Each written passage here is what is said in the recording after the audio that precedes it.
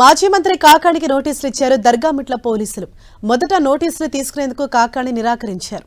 Case వివరాలు చెప్పాలని పట్టుబట్టిన కాకాణి ఏ సెక్షన్లు నమోదు చేశారో చెప్పాలని డిమాండ్ చేశారు.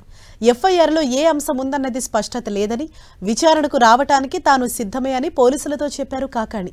ఈ కేసుకు సంబంధించిన వివరాలు ఇస్తేనే విచారణకు హాజరవుతానని, ఇదే విషయాన్ని రాసి తాను నోటీసులు తీసుకున్నట్లు కాకాణి తెలిపారు.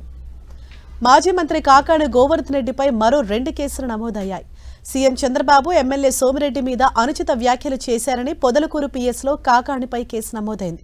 అలాగే తిరుమల లడ్డూ వ్యవహారంలో సీఎంను విమర్శించారని కాకాణిపై దర్గామిట్ట పీఎస్లో మరో కేసు నమోదైంది. సాయంకాలమే 5 గంటల కంటే ఇప్పుడు 1 గంటకి ఇచ్చారు.